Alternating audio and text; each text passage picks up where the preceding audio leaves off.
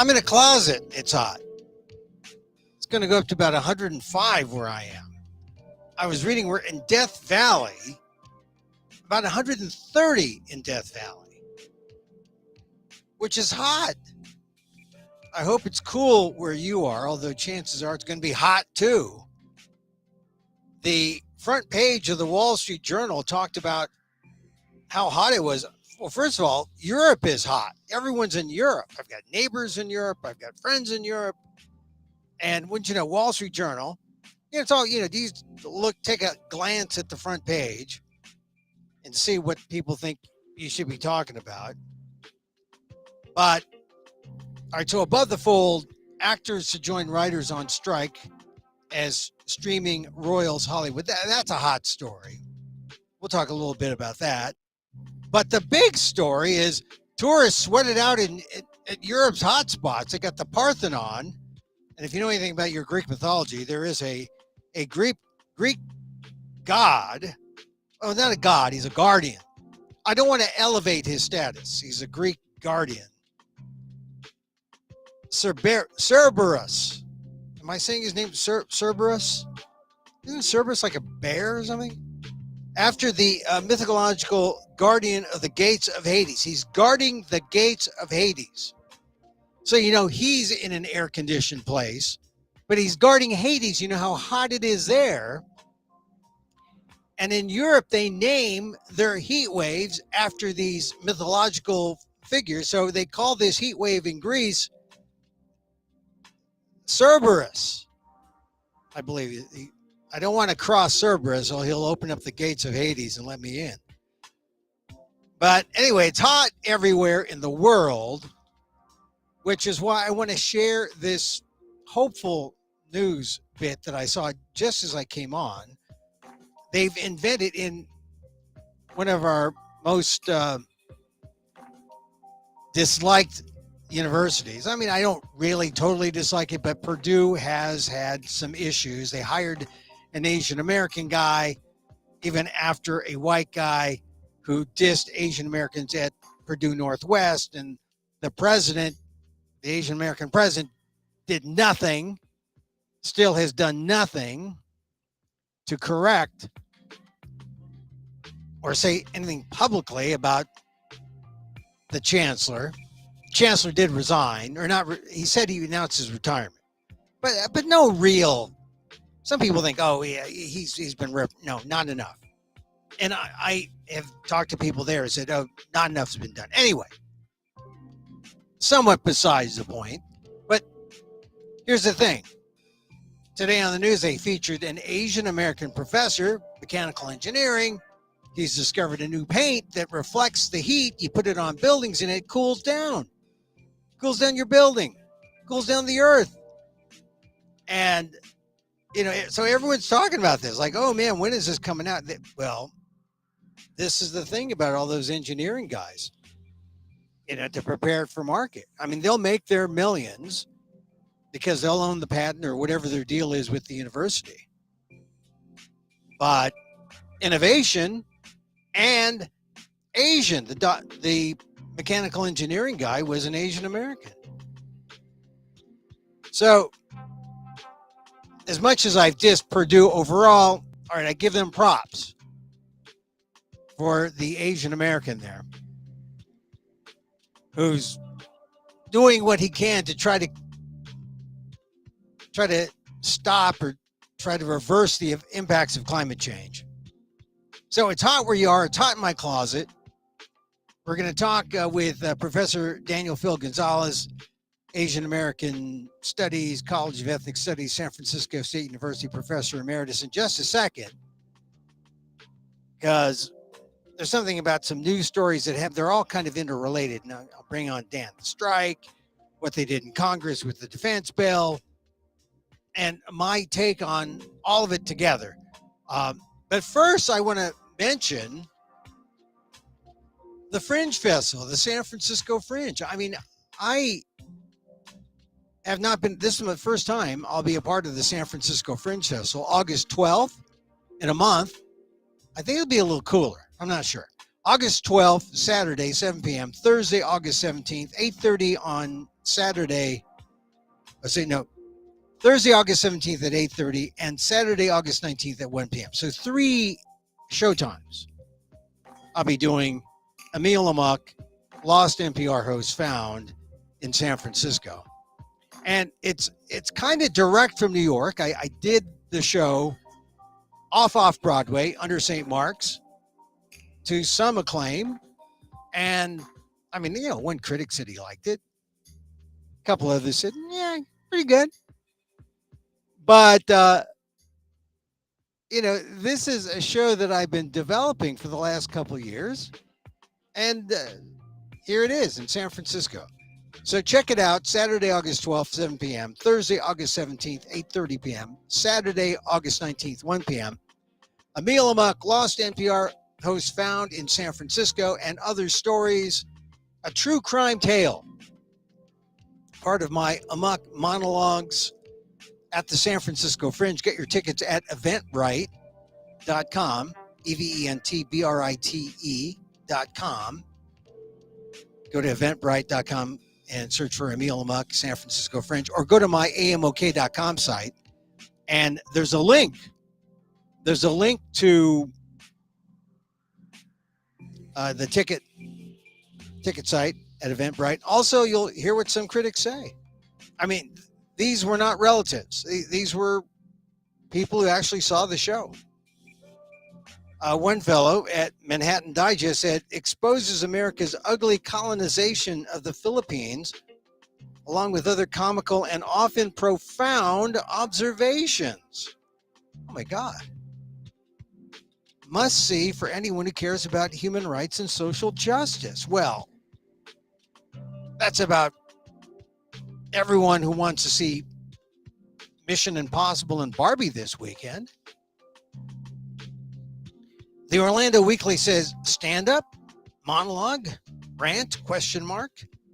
Enjoy trying to keep pace with Guillermo's brilliant mind. I didn't say it, she did. Funny, poignant. Oh, when they bring out the P word, poignant. Watch out. DC Metro Theater Arts. Yeah, I did it in DC. Charismatic. Guillermo's life is one worth exploring. That's why I call myself an investigative humorist.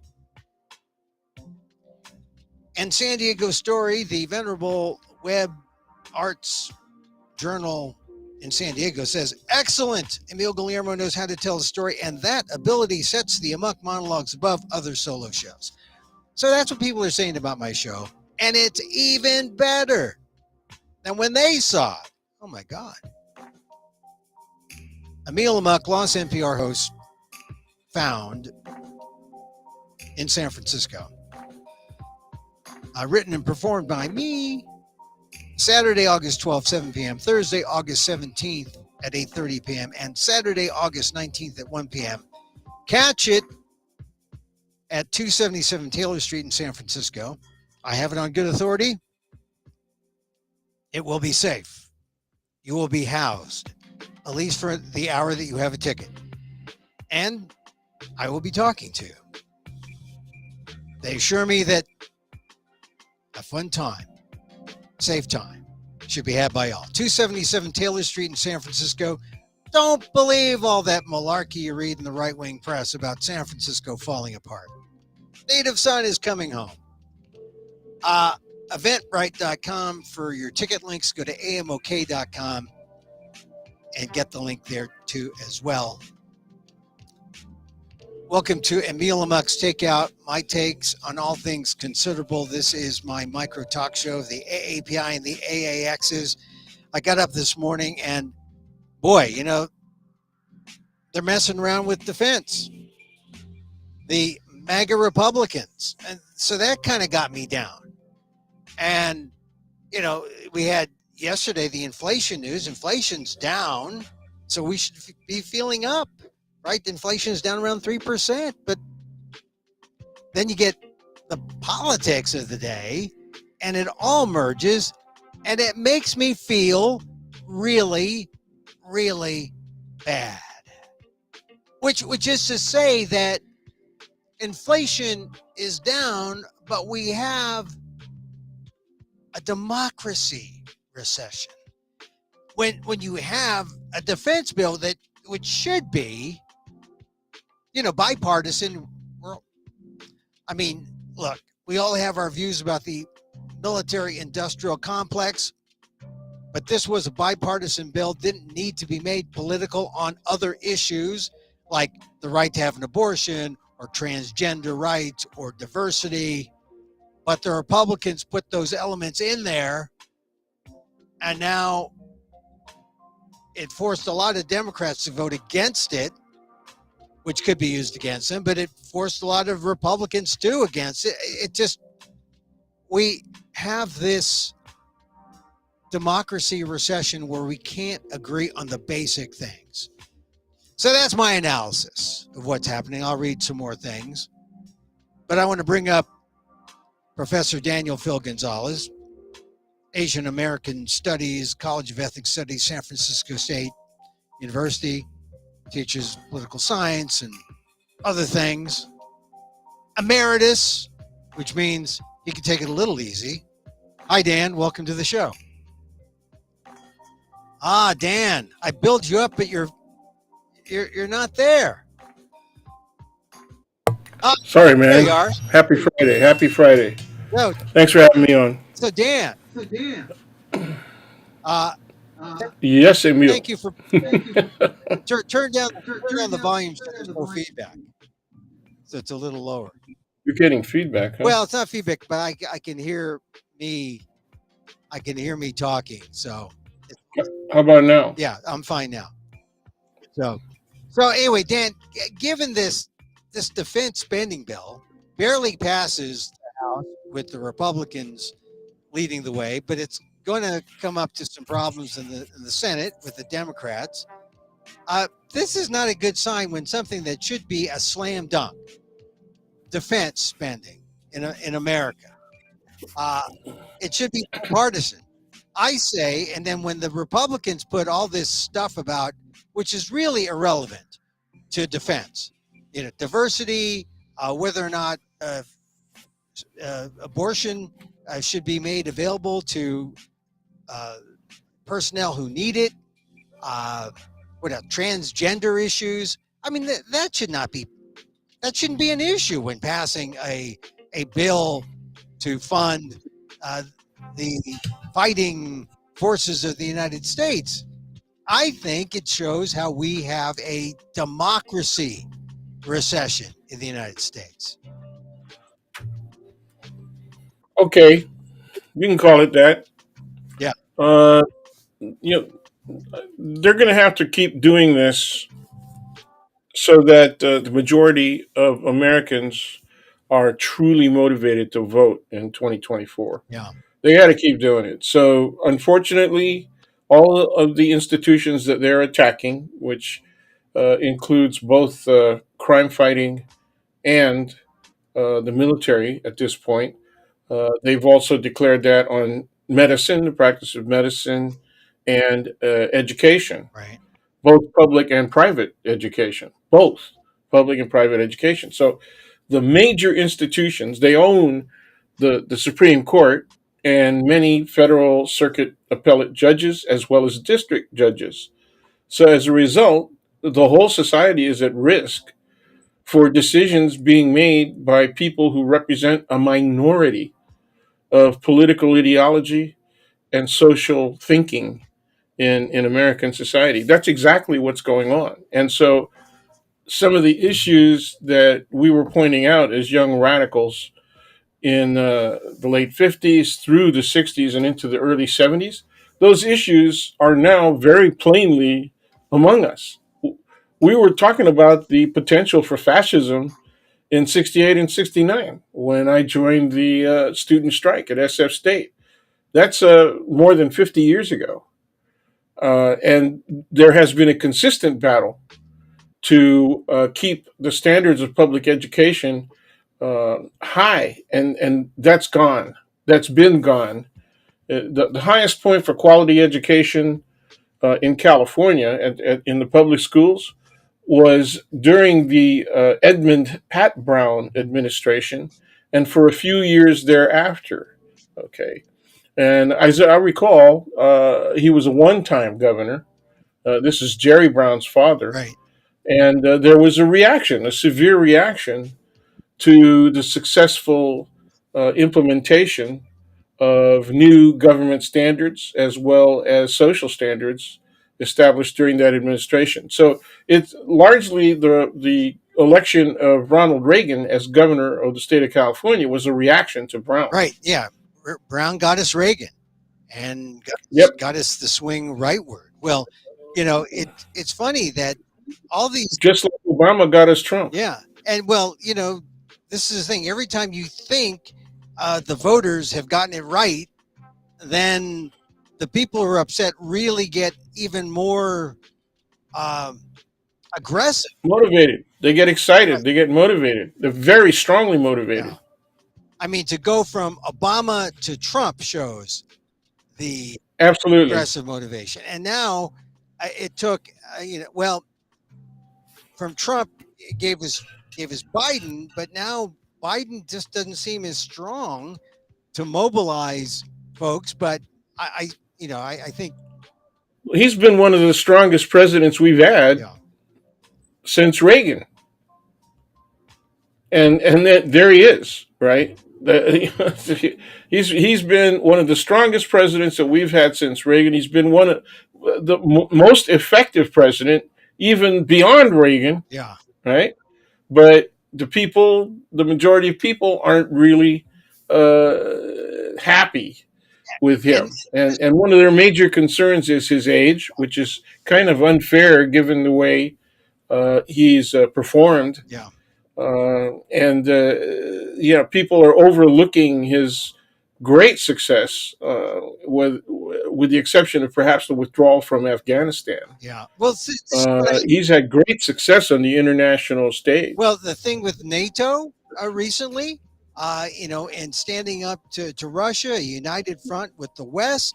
I mean, that got some play, but you talk to people about it, and it may have gotten play in the media, but I don't think it's really sunk in with the people. That Generally speaking, the American public is very underinformed from the perspective of international relations. yeah. So I mean, that should be a major thing. So that coincides with the economy looking, far better than people thought 3 months, 6 months ago. Inflation at 3%. Unemployment is at near record lows. We should be feeling happy, but we have, because everything is infused with politics, people don't feel as happy, even if your side is winning. Well, it's also media. Don't forget about the Fox audience. Wow. It's beginning with even before Obama won the election, Yeah. 2007, 2008, Fox had the more audience, a larger audience than all three of the major networks and MSNBC combined. Yeah. So That ain't good. Yeah. That's not good, man. Because I turned Fox on a couple of days just to watch what they're saying on the actual news programs, and not the commentators, but actual news programs. And there are actually people who are trying to do the news, right. trying to do journalism, and they're getting a lot of sewage, really effluent, right? Yeah. Coming from the politicians that their producers are told to interview. Yeah. And so I really feel for the journalists who are actually trying to do journalism on Fox News. Well, but they do so with they're given blinders in which to cover what they're told to cover, and unfortunately, it's more ideological than objective. And they present it as not opinion, but as news, limited though it may be. They serve the silo, the audience within the silo, and this is why I always say you got to watch it all.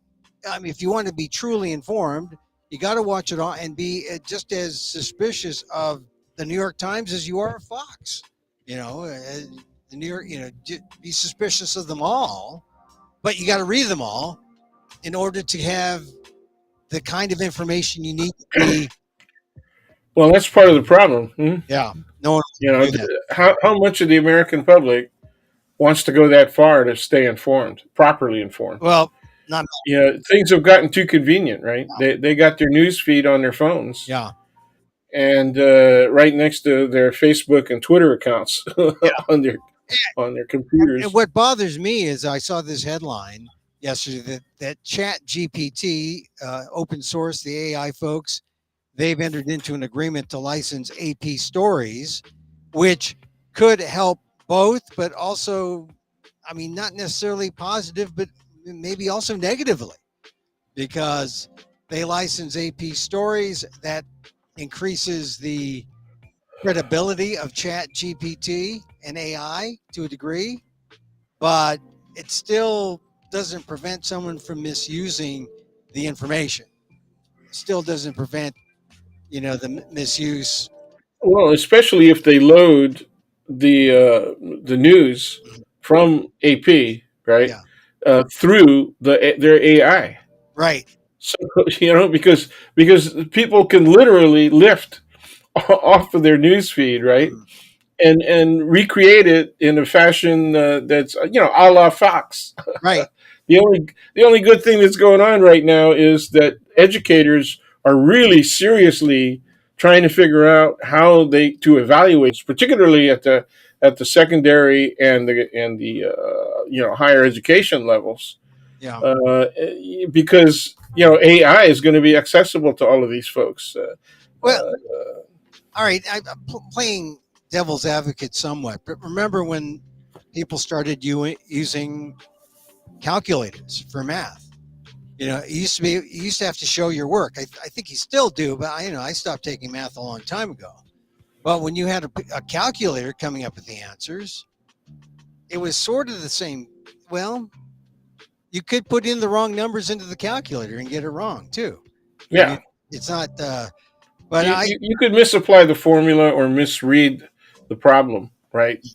And I did more than my share of that, unfortunately. But I was vexed with the use of the slide rule. Remember oh that? yeah, oh yeah, I remember the slide rule. Oh yeah, now we're back in the Stone Age. Yeah. If the slide rule was scaled up so that it was about 3 feet long rather than about 14 inches long, I probably would have been a lot more accurate. Oh well, But come on, you look at those things and like, can you read? But reading between the lines is not easy. literally, Literally, the gradations of a slide rule. My goodness. yeah. The anyway, no, now that brings back some bad memories because I think Oh yeah, oh I, yeah. I, I I remember the train. We you could all we already had calculators at yeah. that point, but Oh, but you're still using so well the question was, are they going to let you use it for an exam? yeah, You could use it in class and you get used to it, right? But you could only do that for the purpose of speeding up discussion, right? So that you could move through the material better and all that. But then saying that, okay, but you can't use it when you got to take an exam. That was where the transition was at the time. And a few years later, I'm checking with the high schools, and sure enough, they're allowing them to use calculators. yeah. Well, see, this is part of the whole demise of our society toward ease, convenience, and let someone else handle that. Or representative government doesn't mean that you uh, relinquish your rights and control to your representative. Totally, you Sure, got to be active. That's why the first thing you said, you hope that when people see something like what's happening with the defense spending bill, that people say, "Hey, got to vote. We got to get out there and vote." I mean, because this is like, I mean, every week there's something like it is national security. It truly is about national security, yeah, and that's one of the things that really bothered me when it was Hillary Clinton versus Mr. Trump, was that I was around a small set of veterans, and they were of different generations. They weren't all Vietnam generation, and they weren't all either Iraq or Afghanistan generation. But so there was a mix, and they were all against. They were anti-Hillary. They just thought she was the crookedest thing, and of course, their information is coming from none other than Fox and other right-wing media, especially talk radio. Right. Talk radio was very much right-wing, even in San Francisco and in the Totally, Bay Area. totally right wing. I mean, it totally venomous, and I spent a little time in it before it went totally venomous, and that was before 1995. 95 was really the era where it just totally switched, Yep. and that coincides with Newt Gingrich taking over Congress. Yeah, he was out within one term, though. I mean, he didn't even get a second term in Congress because he screwed it up so badly. Yeah, well, he did, but I mean, by then, people like Oh, we got worse people now. At least he had a brain. yeah. Well, that's the thing. I mean, they got rid of Newt Gingrich, but Rush Limbaugh was still there to in the sort of uh, extra political side of the media, Sure, pumping out that rhetoric, and really the rest is history. I mean, sure. that's really the basis for Fox, the basis for all that right wing Yeah. media. I'll say, So yeah, you're right that it went really bad because there were some major acquisitions, right, of radio stations by big companies right wing, in the 90s. right wing But oriented. but I can give you an example of the end of the Marcos era, Mhm. when even before he was forced out of office.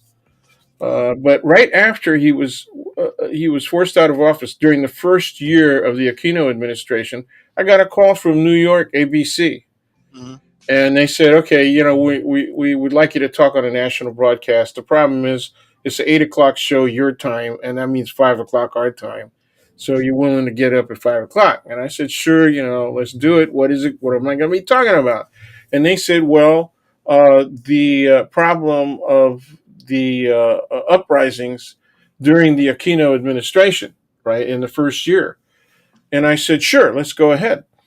Their questions were about the communists and the NPA, as though those were the people that were creating the greater threat to the Aquino administration. And I said, look, your questions are coming from the wrong place, because you should note that the people who are causing this rebellion right now, that are acting this out, are from the right. It's alienated members of the military that are doing this. Gringo Hunasan, right? You remember all that. Right back then, yeah. And there was dead silence. When I said that, there were at least 5 seconds, maybe even 6 or 7 seconds of dead silence. They were completely caught off guard by what I said. I said the problem is coming from the right. You know, at work, I got all kinds of calls. I never get calls, but there were people who were listening to that while they're commuting into the city. And they called me and said, man, you did a great job. And I said, what the hell are these people listening to KGO, Channel 7? KGO radio, I guess 560 or whatever that is in San Francisco. But I found it very interesting that, that's how far right even national ABC was going. And Back, I couldn't believe it. I couldn't well, believe how bad it was. That's well, 10 years before 95. yeah. Well, the thing is, where we are now, It's we have, it's way worse now. It's yeah. incredible now. You know. Well, we also have people. We have an audience that doesn't care as much. It seems an audience. You mean, well, if once again we're back to who's going to be willing to have more than one source, right, Mm. for their news. Yeah, well, you just can't live on a diet of Fox News alone, or even CNN or MSNBC alone. You got to Sure. read some papers. You got to, you got to, I guess, occasionally listen to NPR. I mean, well, you don't have. The majority of Americans don't want to do that. I mean, my students, when I ask them about NPR affiliation, you have to specifically spell out KQED. And then when I asked them, do you know there's two NPR affiliates in San Francisco? They know Wow. nothing about KALW. Yeah, people don't know how that distribution thing works. I mean, you would think that they were smart enough to know that, but it's just marketing, and it's also what they're aware of and what they care about, and they just if they see it coming out of their phone, That's they right. have no idea. I thought I got it from Apple. I thought it. Well, So older folks, people over 40, let's say, are saying, it's really interesting. I get when my news feed is picking up all of these things that I find really interesting, and I say it's an algorithm, man. You yeah, know, yeah, they just look at what you like, make a record of it, and follow and apply an algorithm, and then that's going to control what you get on your news feed. That's what it is. and you It's like Amazon knowing what you want to buy. I think you got to blame the algorithm somewhat for like pushing certain things versus, I mean, if people were allowed to go freely, if it was truly open market, maybe. The people who developed the best spy algorithm in the 90s and the first decade of this millennium, in the early 2000s, were actually Chinese immigrants who who got their PhDs at Santa Barbara. Okay, Yeah, I know this. I know this from personal contact, right? yeah. And it was a husband and wife team, and both of them got their PhDs, and both of them got hired at Google, And they created, and they became nearly instant millionaires, yeah, and they invested in Santana Row. They bought properties oh, there. San Jose, yeah. Yeah, and then and they're retired. They retired very quickly, and it's their son, I think, that's running the real estate empire. But they're doing good things in China. You know, Not well, American success story, I guess. Yeah. sorta. But that's the thing that makes me laugh when you see all these people getting upset about all the Oh Asians, yeah. Well. in the sciences and the risk to national security, and then you compare that to what Tuberville is doing. Oh yeah. Blocking Let me know. blocking appointments.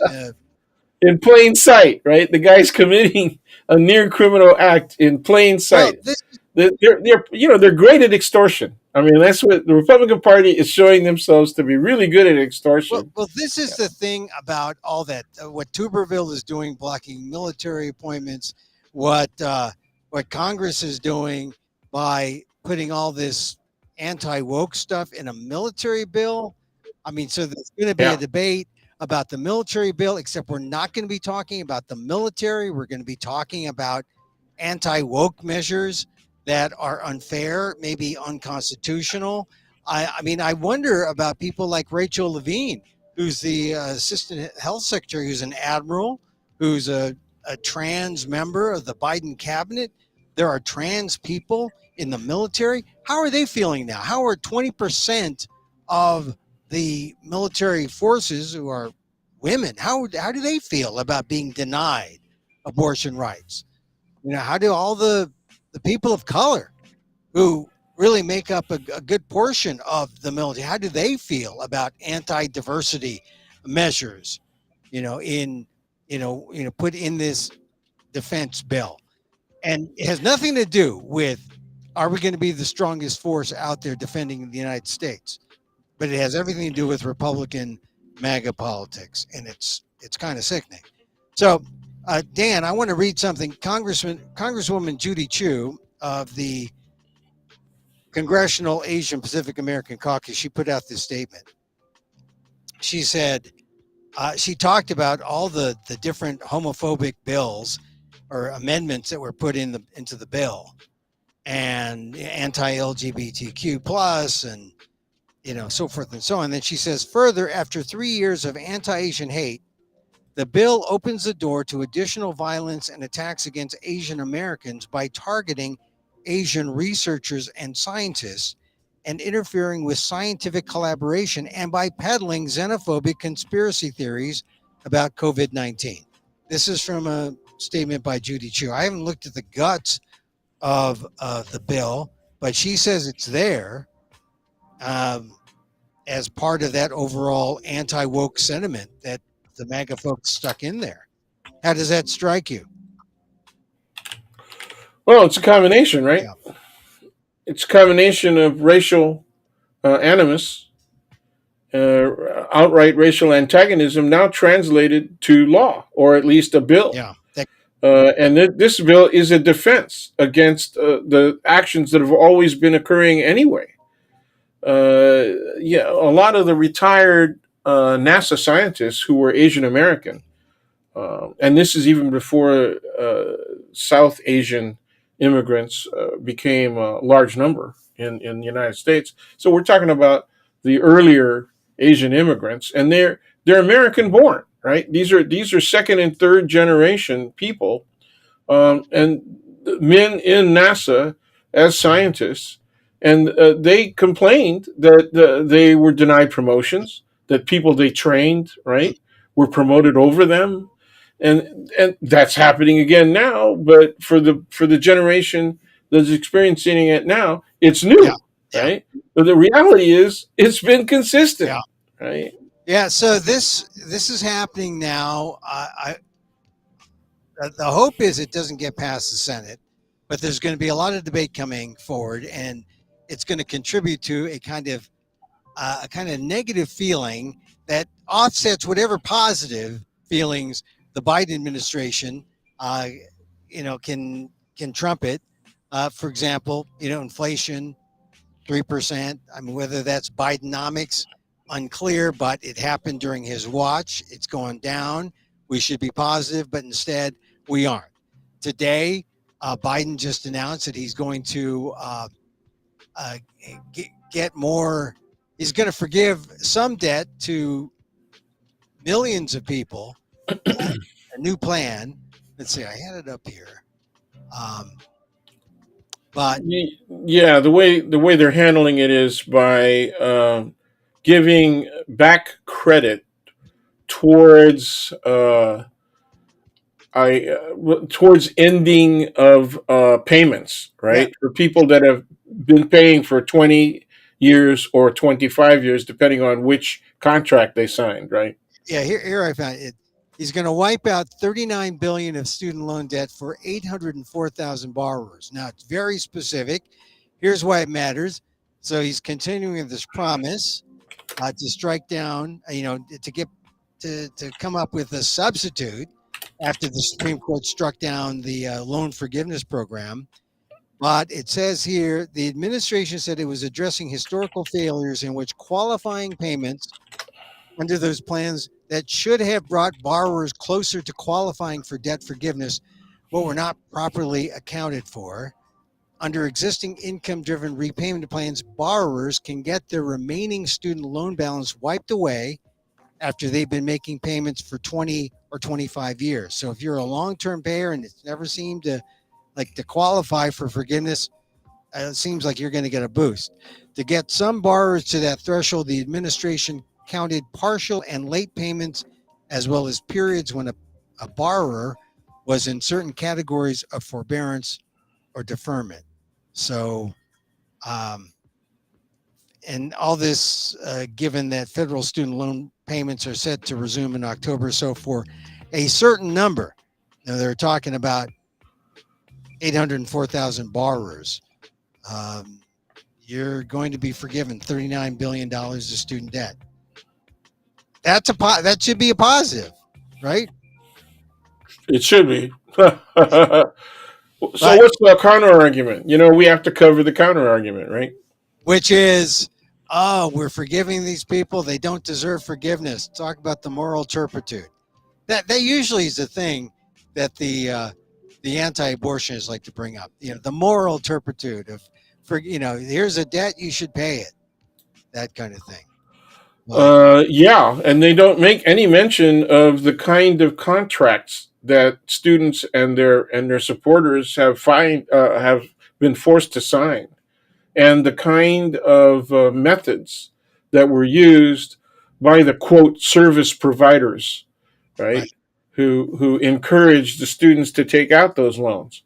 right, A lot of fine print, a lot yeah, of fine print. So a lot of the Uniform Commercial Code, right, the UCC federal law Mm. that started up in the late '60s, right, with consumer protection, right, started moving on contracts and the unfairness of contracts Right.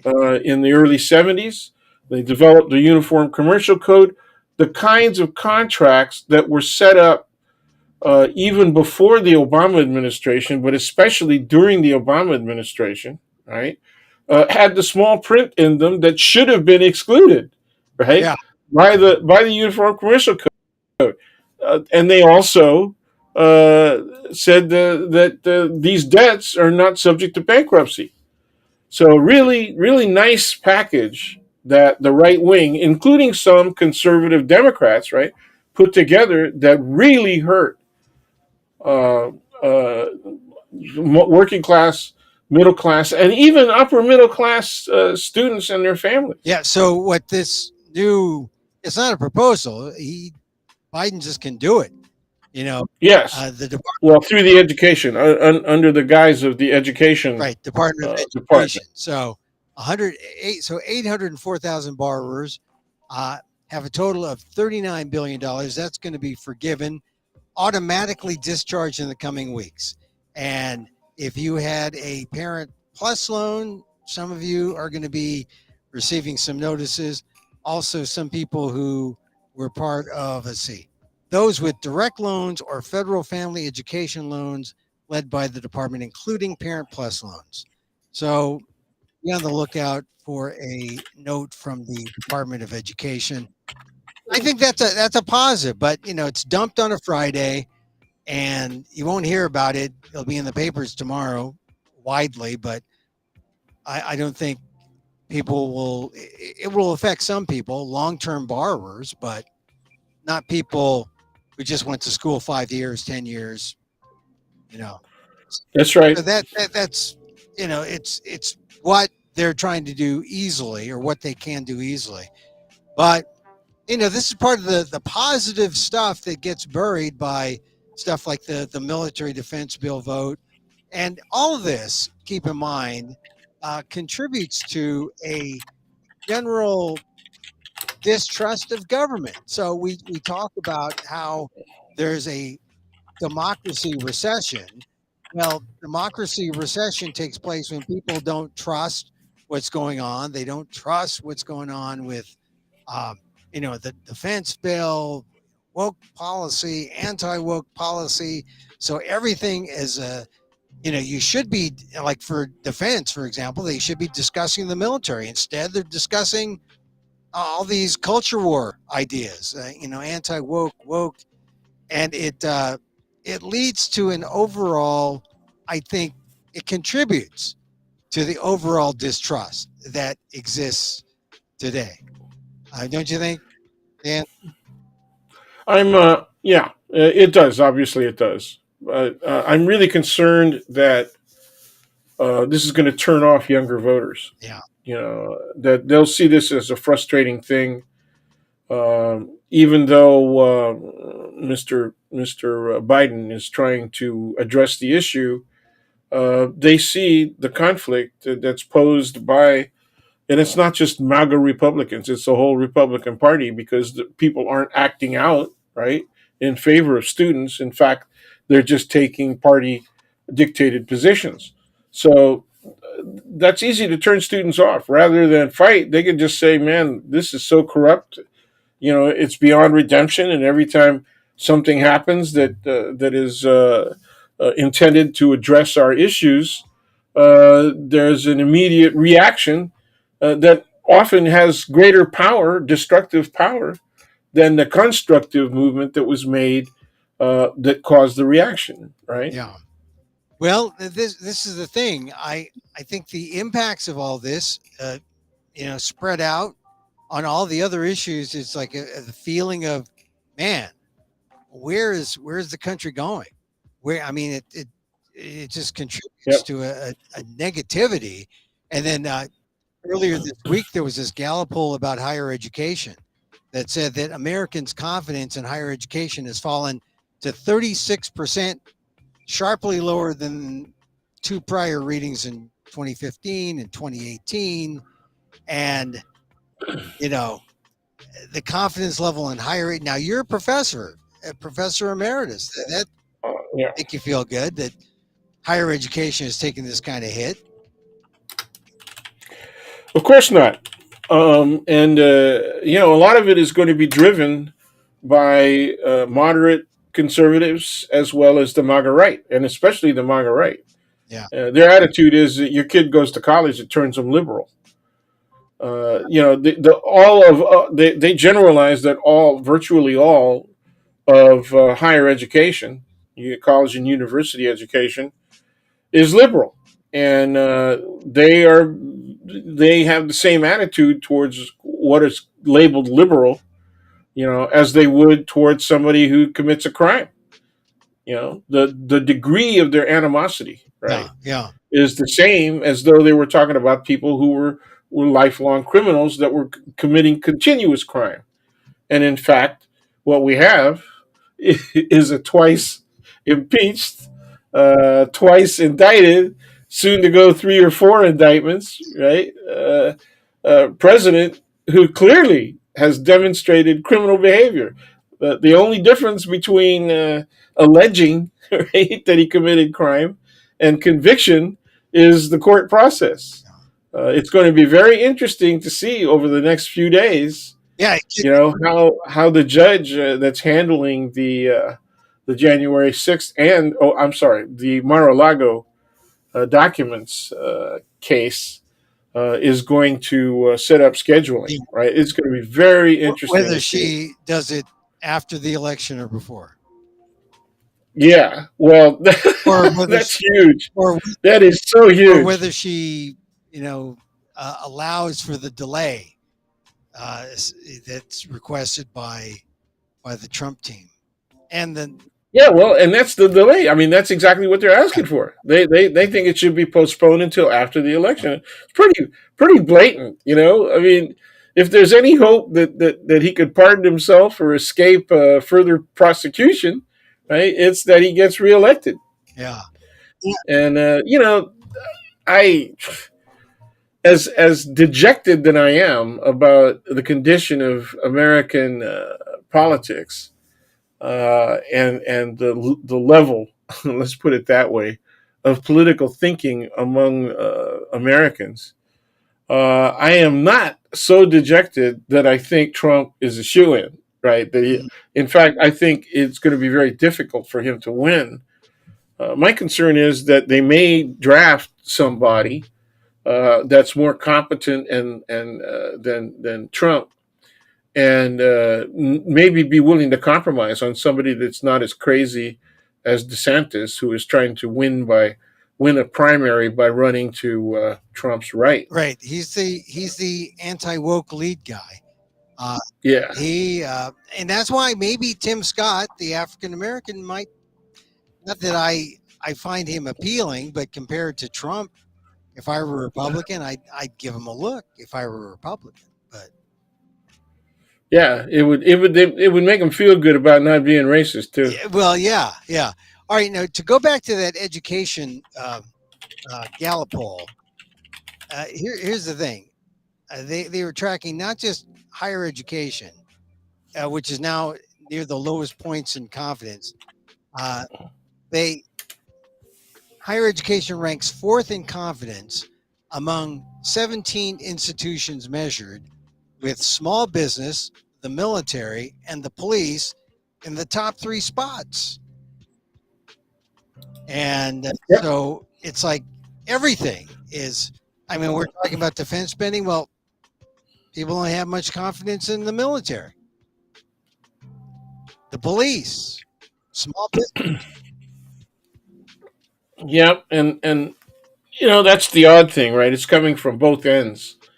All these institutions are being caught in a vice, okay, that is squeezing them from both sides. Yeah. So there are people who are distrustful from the left, and there are people who are distrustful from the right. Do you have any feelings about which distrust is more is generated more effectively from the left or the right? I think the right uh, more effectively uh, communicates their distrust, and because they they have a loud vocal minority. I mean, it's just the MAGA base. But And you're forgetting mendacity. oh yeah, yeah. Well, I mean, look, I misread that stat. The top institutions are the military, small business, the military and police, and then higher ed. But they've all dropped. But those are the top four institutions. Notice they didn't say the Supreme Court, they didn't say Congress, they didn't say the presidency. They, in terms of institutions in our country, small business, the military, the police, and then higher ed. Yeah, And the and right it's kind really, of, yeah, well, those are all if right we, wing kind of institutions. yeah, I don't know how big the sample was. They usually, Gallup is usually pretty good. They have a large sample size. Yeah, But they go back to the same people. As a journalist, you may not participate in those polls, yeah, I but know. Well, look, I'm always suspicious of polls, but polling data is just interesting as a starting point, snapshot in time. But you get enough of these polls, you might indicate a trend. But it I just find that it just is interesting to see where we are right now. That's subject to change, but an interesting starting point so that you're not just totally in the cold. Um, well, as a social scientist, one of the reasons I participate in the polls is to be able to see the questions. yeah, yeah. Because that's where it's all at. It's what question is asked and how that question is asked that often frames the likely responses. Mhm. You know, Well, it's and that's the problem. When well, I look at some of these polls, I mean they're very good at what they do, yeah, but I agree with you that they're just polls. but your first objection, not knowing the sample size, is true because they'll never break it down. Like for example, this Gallup poll doesn't break it down by race. That's in right. higher ed because they don't have enough of a sample of Asians or Latinos or blacks. They do it randomly, and as long as random is your friend, you have something that could be more truthful than not if it's random. But you still need a sample of if you Yeah, want but to see, person. that's DEI. That's DEI practice, man. You can't do that. Yeah, You're talking about diversity, right? yeah. Inclusion, right? And what you can't do that. That's You, wrong. you That's need wrong. you need blind polls. We need polls that are blind. Yeah, right. And it's totally random, whatever falls. I mean, this is the thing. I think this is one of the things that comes out of the anti-affirmative action decision. If we move toward colorblind, we're moving away toward really understanding anything. I mean, we're going toward a kind of randomness, right? If Because I was thinking after seeing the all the stuff on affirmative action, the anti-affirmative action stuff, I thought colorblind. I was thinking, oh well, maybe we should have a lottery. I like the idea of a lottery even better. I didn't like a lottery, but I've suddenly changed. I was thinking that okay, let's have a minimum sense of what qualifies you for this lottery. So instead of 60,000 people applying to Harvard, you only have like, you know, 10, 20,000. Now you open up and you have better odds for the 2,000 positions in the class and make it totally colorblind, a lottery, and then let the chips fall where they may.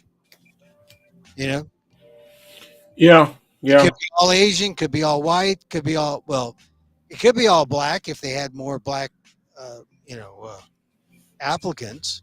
So, that might force people to, okay, I'll apply, get more applicants in.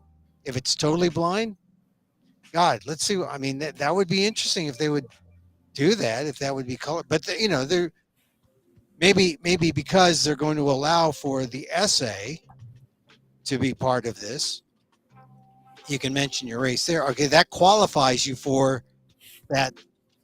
You know, Yeah, 10. then it comes down to who's on these committees. Yeah. Are they do they screen with an algorithm, initial algorithm? Well, well, You that's know, how do you screen? How do you qualify? yeah. But And who makes the judgment? Who you makes the judgment? you could have an effective lottery though. I mean, it could be all lottery. It could be, you know, Well, in terms of fairness, you're right. The lottery, especially if it's wide open, right? The lottery would be the fairest if it's actually applied in a lottery fashion, a true lottery fashion. Okay, um, but look at this distrust that we're talking about here. Distrust of not only government in general, but specific institutions, including higher ed. yeah. I, who's got the highest level of trust, and it's the liberals, right? And Mhm. yet, even people with postgraduate degrees had a very low trust level. They it's down by 17%. I mean, what? Okay, this is people with postgraduate degrees, They right? don't trust anybody these days. In fact, if I'm walking down the street and I see someone with a postgraduate degree, I'm crossing the street. I'm crossing that's how much I fear them. Well, there's a lot of MAGA Republicans that don't want to, send their kids to college, right? Right, So there's going to right. be an instant, what does that create, right? Some people would say, well, that's great because then only the liberals, right, and the Democrats are going to send their kids to college, and it'll even lead to a more, excessively liberal, No, environment no, socially. but it will create a privileged class of ignorant people. It already exists, dude. Yeah. It already is real.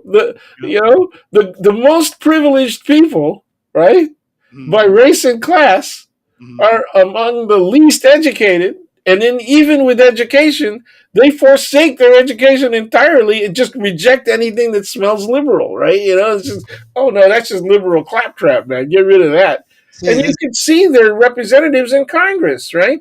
I mean, well, some of those people, the loudmouths in Congress that say the craziest things, are right. actually saying things that, in my opinion, Yeah. are truly reflective of a lot of opinions among that crazy minority in American society. What happened? See, this is what happened to our society. This is why we have what I call a democracy recession, because we have people that refuse to be informed, refuse to. They don't mind speaking out. It's worse than that. It's worse than refusing to be informed. They're choosing how to be informed, and Yeah. they're choosing misinformation and disinformation, right?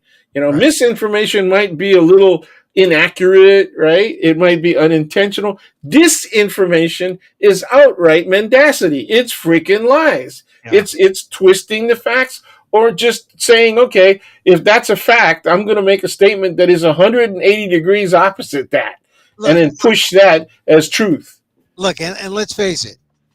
The real ignorant, they don't care as long as they're making money. As long Well, as you're making money on it. I mean, that's like why the chat, the open AI folks and, Bill Gates came out with his like 5-step plan to, help, you know, get out of the AI moral ethical thicket. But, he's not pure. He's got money invested, and, sure. they are only concerned enough to show that, hey, before the apocalypse, I was concerned. Look, I put this out. I showed concern for humanity, but I got to make a few dollars. I got to make a few dollars first, and that's the attitude of all of AI. Help me before I kill again. You know, and uh, go ahead, kill again. Okay, all right, and I made hundreds of billions of dollars. And meanwhile, us purists, the those who aren't millionaires, those who aren't in the 1%, we're fighting the good fight. And you look around, and there just doesn't seem to be the majority with you. You No. know, that's the sad thing. Yeah, it is crazy, is it not? I mean, Yeah. when you look at one of the most serious problems in the United States of America, right, is that ever since the late 1960s, the transfer of wealth generated by the entire capitalist system, right, has Mm. favored the wealthiest class. Okay, and Mm. and so we've gone from a 90% tax level for the highest bracket, Oh right? yeah. That was a legacy of the Second World War, Right. and Yeah. and it lasted all the way into the early 60s, right? But since then, Yeah. Yeah. uh, Rich pay 90%. the tax system has been, it just shoves the vast majority of real profit up to it's really ridiculous. And then Yeah. you What got do you see? the general public are doing things that still favor that class. the, Yeah. the Trump tax cuts, I really, they really helped. Really. Well, see, let me this is the let me see your income and your tax level. this is the trickle down idea, because they're aspirational. The poor are aspirational. They one day will be rich and will want. We don't want to pay 90% taxes. We want to pay 40 or 30 or 20 or whatever, and so it's Yeah, aspirational. Well, one what day was the we'll be last time, right? well. You I know, I I mean, I think it's wrong. yeah. Look, a progressive tax uh, policy should not be regressive, and we have been regressive. It's getting to the point Yep. where, a flat tax, if it's high enough, a flat tax would look good. A flat 30%. Now, But you get all kinds of everybody, resistance, man, and it comes. yeah. You don't even know if All right, they know forget the how much flat. they're paying. I don't even paying. They might just be applying. At best, they're, I mean, accountant do their work. Okay, we do both. We we Yeah. we do Well, our own taxes, and this then we is take it to accountant, this. because if there's a screw up, right, we want the accountant to take the blame, not us. We want the accountant in the freaking Well, audit, along with us. this is That, the thing about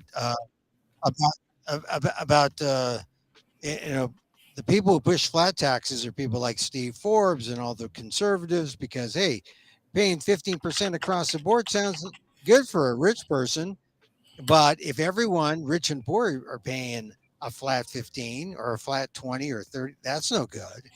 It's got to be the tax system has to be progressive. Rich pay more, and that's not the way it is. Hey, Dan, yes, let sir. us switch to one topic that you brought it up earlier as we wind down, because the other big story for the weekend, and we might as well talk about a sort of a fun, not so fun story, but the writers' strike, and the actors Yep, union. yep, yep, yep. Now, here's a question I had yesterday. I don't have the answer, but if there's a strike, and even though there's no picket sign at the local theaters, should I refrain from going to see Mission Impossible this weekend because I don't want to support Hollywood? I want to support the actors and the writers, and I'm not going to go to the movies this weekend. Should that be the way to look at this weekend? Well, the first thing I'm going to say is I haven't seen Tom yet. Speaking Yeah. out, Oh in yeah. favor of Yeah. the unions, right? I've seen TV people. Ah. Fran Drescher is, of course, the president, but Yeah. I haven't seen Tom yet. Well, I seen Matt Damon on the Okay, red carpet for the movie that he's plugging, Oppenheimer, and he's saying, "I was there for the red carpet, but when the movie started, he I was." left. Yeah, He left. So, yeah. A lot of people did that. Actually, a lot of people did that. So so if that's the good, way, good for Matt. if that's the way those stars are doing it, I think it means instead of going to the movies this weekend, you stay home. you watch Planes, Trains, and Automobiles for the 100th time. I mean, that's what I do.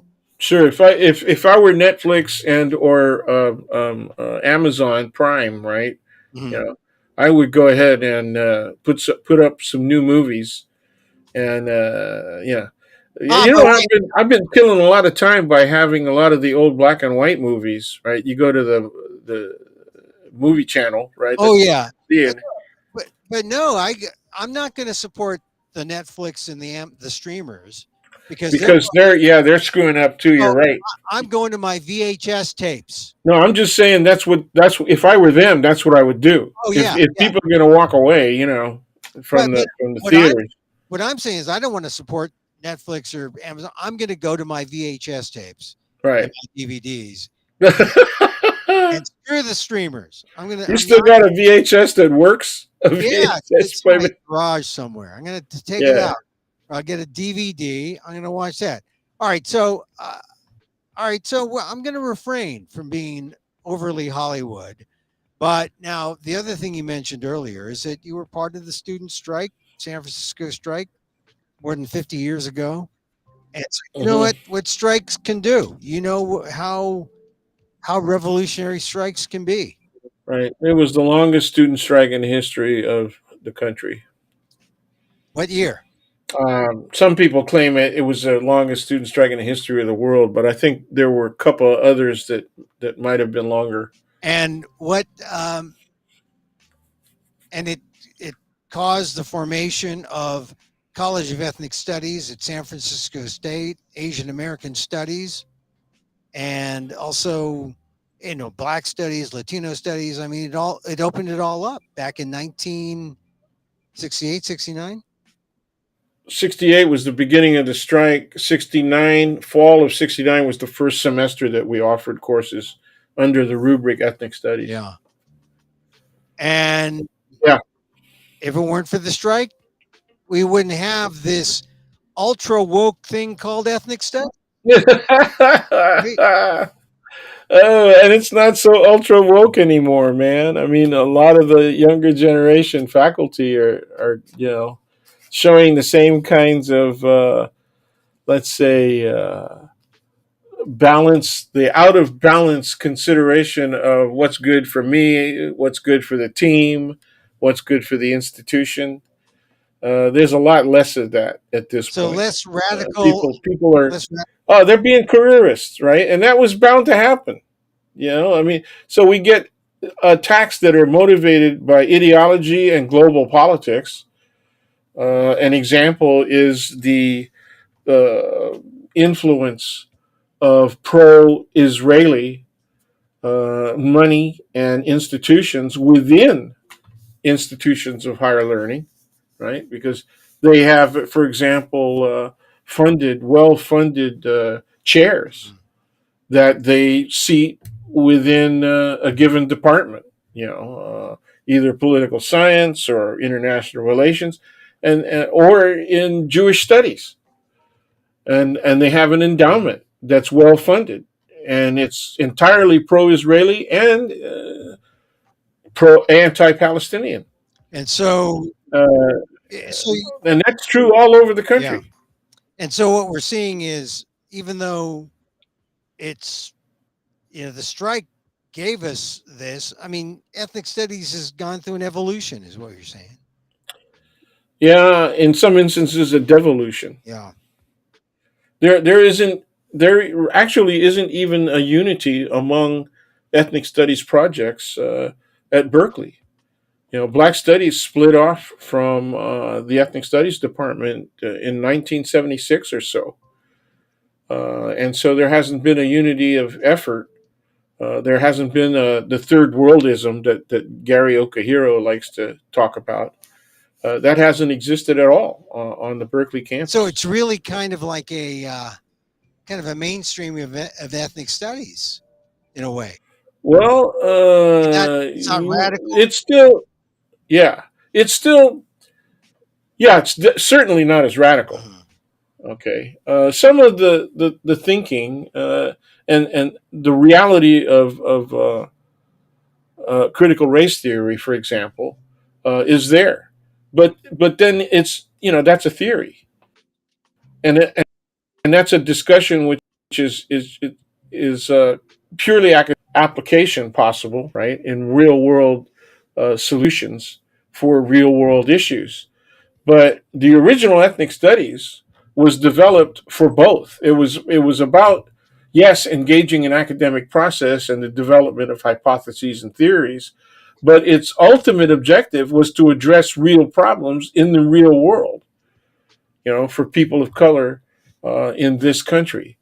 Now, obviously, what we learned might be applicable in other situations, right, internationally. But the opposite is also true.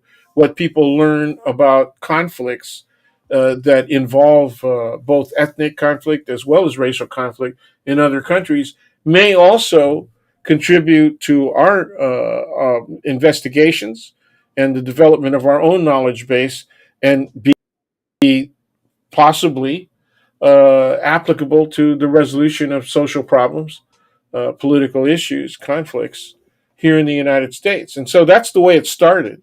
But I think we're more moved now towards the academic behavior, traditional academic behavior, more theoretical than practical. And that was the difference between SF State and a lot of other colleges and universities, is that we really emphasize the practical side. We consider ourselves pragmatists rather than ideologues. And all that came out of the strike. And what I'm getting at is we have this strike in Hollywood with the writers and the actors, and you were part of this strike.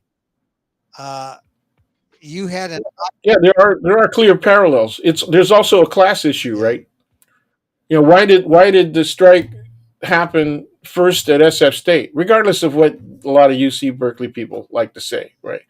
There was a lot of sharing of information, but it was mostly SF State people sharing with Berkeley people, not the other way around.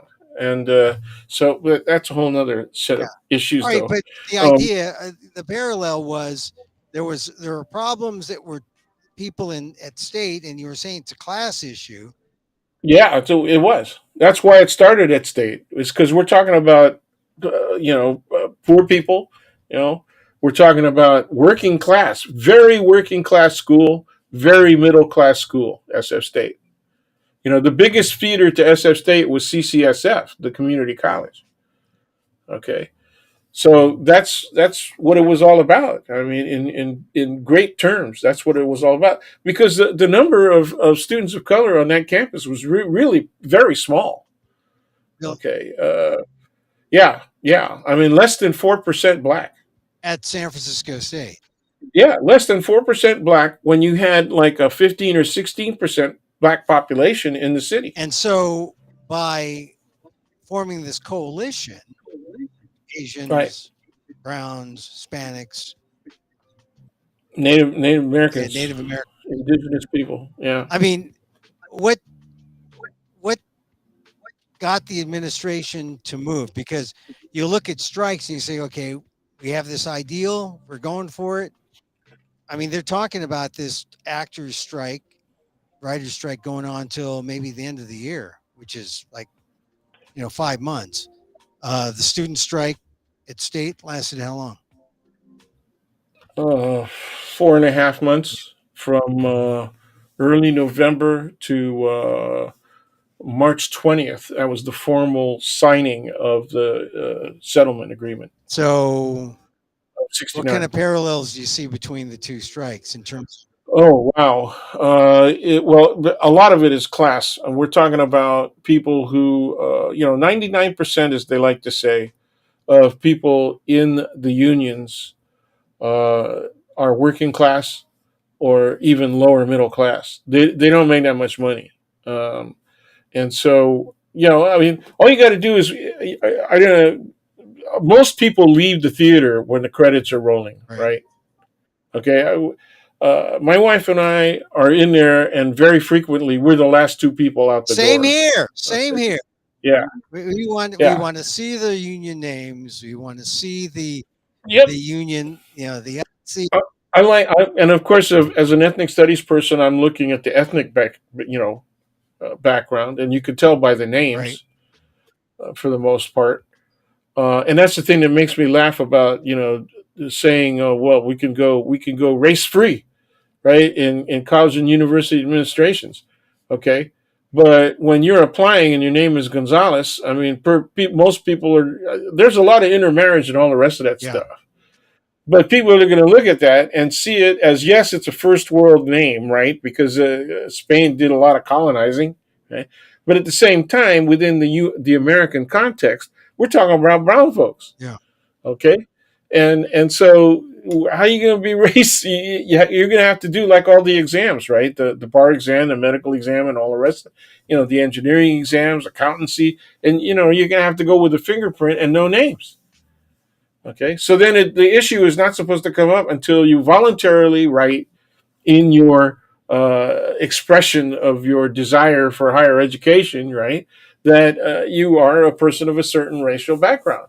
Okay, so that would be theoretically the first time it comes up. Okay, so that's going to substitute for active program that welcomes applications and tells people here are the criteria, and please Well, apply because we're interested. yeah. Go ahead. Well, just tell me what. All right. So we were talking about a 4-month strike, 4 or 5 month strike. Yeah. Well, if you're asking me if that this movie thing could go long, I can't remember how long that strike in the what was it? It was in 1960s? No, it was more recent than that. What the The previous strike. Patco? What? Oh, you mean No. It was the strike? writers and actors. Oh, yeah, yeah. The It was. previous. It was more recent. I Yeah, forget I'm when, I'm trying to remember what it. but But anyway, I just think that all right, education is one thing, Hollywood movies another. I mean, who's going to cry uncle first? I mean, I think at some point, in terms of education, colleges want to get back on its feet. They wanted to get. I mean, it's public monies. The Hollywood is totally private. So what's going to be the lever that well, you know what it is. It's managers and owners, right, versus workers right? and artists. Okay, that's what it is. And the thing that made the SF state strike successful, at least in terms of more admissions for people of color, for people, working class people, lower middle class people, the poor, single moms, right? All of those people that had been previously disadvantaged, um, was the active involvement of faculty, small minority of faculty. Mm-hmm. But they were the first ones at SF State to actually say, we need to form a union. Mm. Because a lot of the attitude of their potential members, the general faculty was, we're not laborers. Mm. We're an educated elite, Yeah. right? We're professionals, and so they could not see themselves. Once again, that larger population of the faculty were not prone to formation of a union. There was a union formed anyway, and it was those faculty who were very influential in the process and who actually protected students. In one instance that I can recall personally, they put a barrier between themselves and mounted policemen and So students. if faculty didn't see themselves as part of the struggle, it wouldn't have Right. worked. I don't think we there's a possibility that we wouldn't have succeeded, that it would have just wiped out that second semester, the spring semester of 69, and it might have dissipated entirely because that was what the administration and what statewide politics was trying to do. Both the Board of Trustees, right, that govern the whole CSU system, the California state system, and the power politics coming out of Sacramento under Ronald Reagan. That's what they wanted to do. They actually extended the winter break because they thought that that would help dissipate the momentum of the strike. And what it did was it advantaged us because we we just had more meetings and developed a stronger strategy, right? So now the Hollywood strike, is there somebody among all of the players that are like the faculty, that are in between the administrators who are now the owners, right?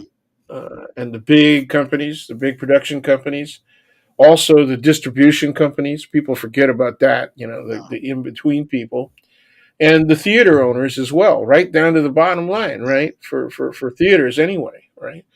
And the concerns that the is there a class, right, or a category of people in the industry that would be parallel I to the role of the I don't faculty, know. I mean, the progressive and radical factory? you didn't mention the Directors Guild. They have I guess they could join in. There you go. They have some And yes, I think that's a good idea. I mean, I was thinking also of the technical the types. IATSE, NABET, Yeah, yeah, those guys. yeah. Maybe, Because look how much uh, you know graphics, computer generated, and yeah, now CGI, yeah, AI yeah, are engaged, and that's one of the big issues that's being raised by both the writers. And AI, these and things have actually been yeah, discussed on college campuses before. right. Well, I mean, they can fake images with AI, and it's all about who will benefit or who will get the money, the residuals, Right, and it's also streaming, right? The distribution of streaming. Although the streamers would say, "Hey, we're not doing so well. Everyone's claiming poverty." The theater managers, the owners of the chains. Netflix is claiming poverty. Disney, they're saying everyone's having a hard time yeah. because I don't know because It costs more to have the all that stuff accessible, right? It costs more to have all of that stuff remote accessible. yeah, Dan, None of us are watching four televisions, four programs at the same time. Although I believe there's somebody who would be crazy enough to do that. So we're only see, watching one program at a time, and then yeah, got to measure what kind of revenue they collect from that. Right? Is so what they're saying is we're going to have to bump subscription rates if we want to keep streaming. yeah, makes you yearn for the old days when we had, you know, three networks. I don't know, the Three old network, days. one independent local station. Yeah, the old days. Yeah, Start with commercials. we're Now not we going get back to that. I mean, commercials. Yeah.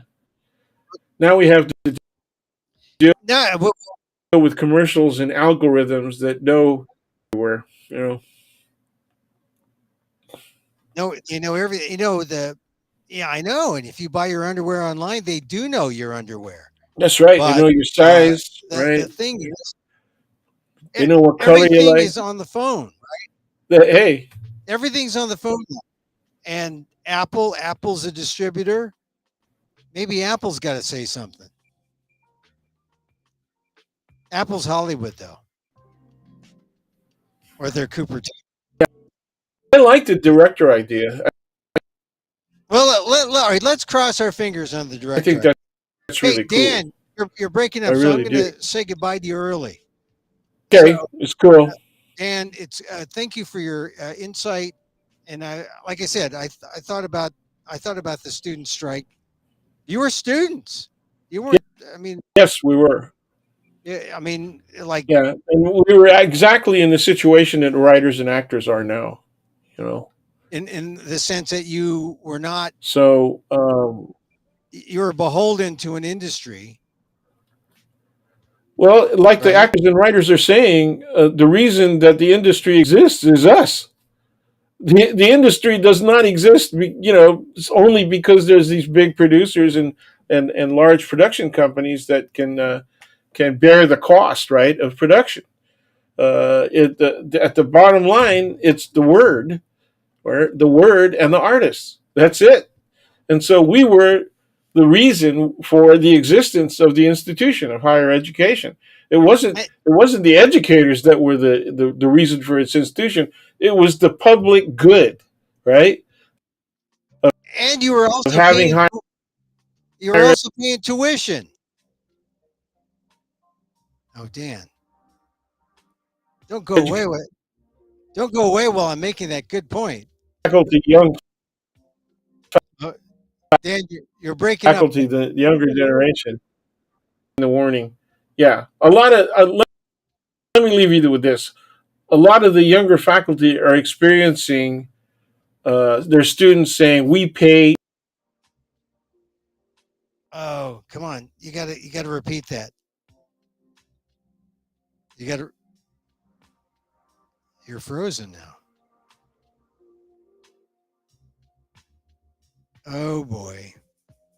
Well, I mean, it's a good point that, Your salary. The new faculty, the guy's up for tenure like next year, and I said, what I'd say to that kid is, okay, look, you know what I'm doing here. We can make some kind of deal. I'll try and give consideration to your perspective. Just don't bring your mom. It's just, that's what some of these kids do in high school, right? I mean, they bring in their parents, right? They go get a lawyer, right? It's bad. It's all right, really wait, all bad. right, Dan, you broke up. So tell me, the kids are saying, what are the kids saying? The They're kids saying are saying, they're saying we pay your salary. yeah. And so that's the extortive move. We pay your salary. You better wise up because we can unpay your salary, man. Well, We yeah, get your they ass pay the, fired. they pay the tuition, right? Yeah, right, right. So should they be in charge? Well, it depends on what they think they want, from their education. But So in the end, is that what you got in the student strike of '68? we got more power to determine who and what are going to teach, who's going to teach, and what they're going to teach. Okay, that was what it was about, and the support coming from white students.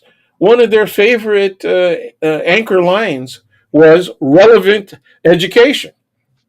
I got artwork posters, right? The equivalent of NFTs, how, Mm, yeah, but of artwork done by students and faculty during the strike. And one of the most common themes to their posters was relevant education.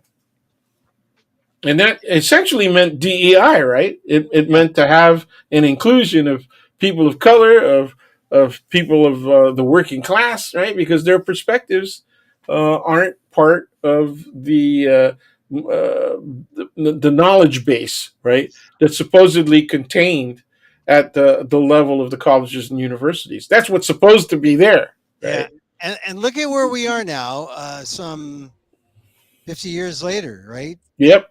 I mean, things are The switching. same arguments, the same friggin' arguments Yeah, that they made 50 and 60 years ago are the same arguments they're making now.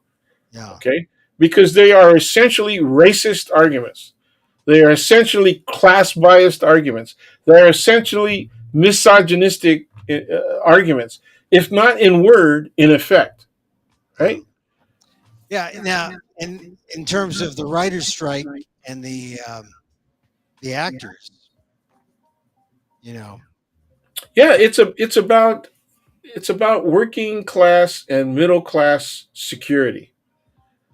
yeah, And if there's anything that is friggin' insecure, it's anything having to do with the creative arts. the arts, yeah, and Hollywood. I mean, unless you're an owner of your thing or a manager, producer, or Yeah, well, has, see, Yeah, have you seen how many of the things that are being picked up by Netflix and Prime that were produced by the actors? You know, Yeah, even the big theater stuff like Fast and Furious, right? yeah. So You know, there's actually more. yes, exactly. And I I think those people, could have a massive influence on this process. I think so it's a combination of uh, the economic version of the auteur theory. Yeah, yeah. If the auteurs are out there saying, "Look, we control. We're the producer directors. We're the indies, but we're content makers, content providers, and we'll join in and provide some leverage. You'll never get anything Hollywood. You're just going to put reality shows all the time, Well, that's what that's what they're going game to be shows, seeing if and this strike sport." doesn't get settled. Even if this strike gets settled at this point, right?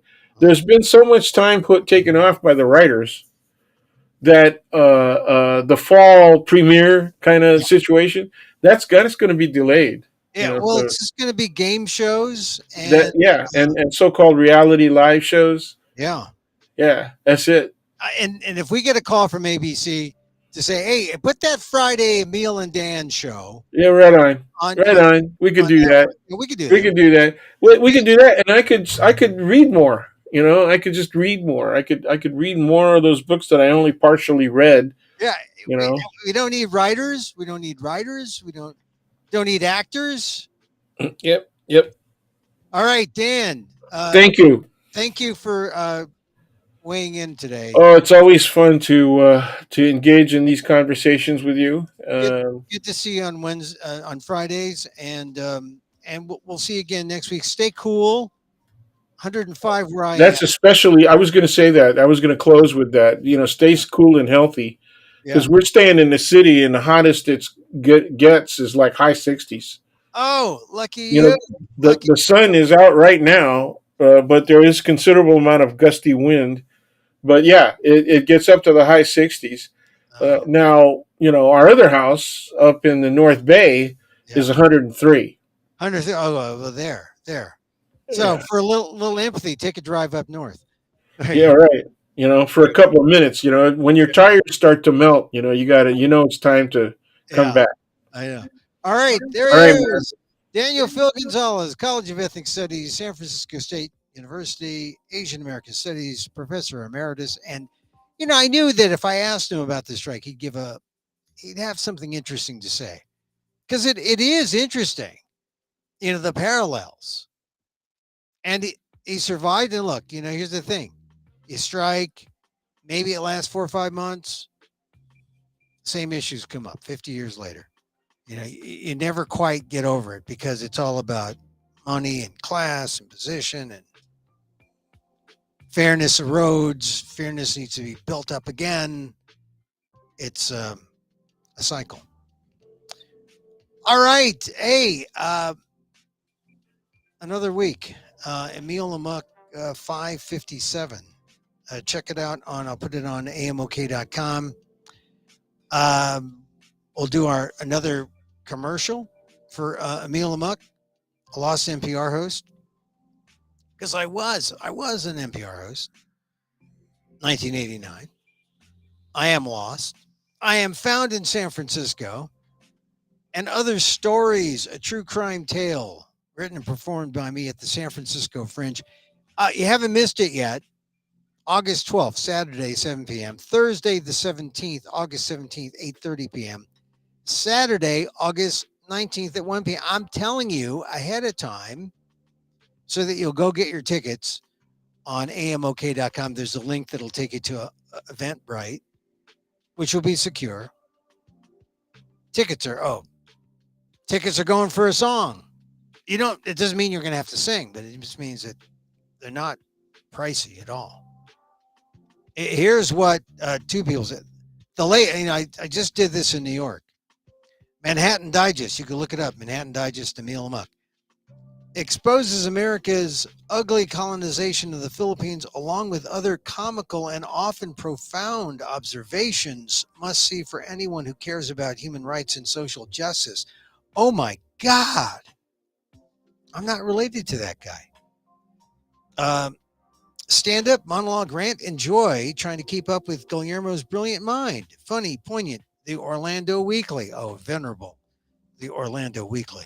Anyway, amok.com, get the link. See Emil Amok, lost NPR host, part of the San Francisco Fringe Festival, 277 Taylor Street, Saturday, August 12th, 7 p.m., Thursday, August 17th, 8:30 p.m., Saturday, August 19th, 1 p.m., all different times. Come see it 3 times only at the Fringe. amok.com to get your ticket link. All right, so we've had a fun week, I think. It's hot. Almost made me upset. It's only like in the high 60s in San Francisco, but here in the Hot Valley, it's going to be 105 maybe today, then maybe 103. Look, we've seen these temperatures. It's not a big deal. It's just that it's doesn't have to be this way, right? But it's the way we've lived. Use of fossil fuels, climate change, temperature change. We got to be more conscious. So it's good that we have. I'm glad that we have these climate change wake-up calls, because without them, we will stay kind of oblivious to it all. But here now we're reminded, hey, got to do something. It's sort of like seeing, you overeat and then you see everything change. Your face changes, your body changes, your clothes don't fit. I got to change. Got to go back to that liquid diet for a while. I mean, that's what happens. So we're seeing that. That's why it's good to be hot every now and then. It's just good to be hot. All right. We're here Monday through Friday, 2 p.m. Pacific Live. Thank you for joining me. This is Emil Amok's Takeout, my takes on all things considerable. It's just a talk show, just a conversation show about stuff. It's a way to stay on my feet and talk to you, talk out to the screen. And yeah, thank you. I like to meditate. Check some of my past shows. I talk about Marianne Williamson. She's she's not my guru, but she's very helpful spiritually. But I have a lot of gurus that I like and read and believe in. Thich Nhat Hanh, the late Thich Nhat Hanh, Michael Singer. God,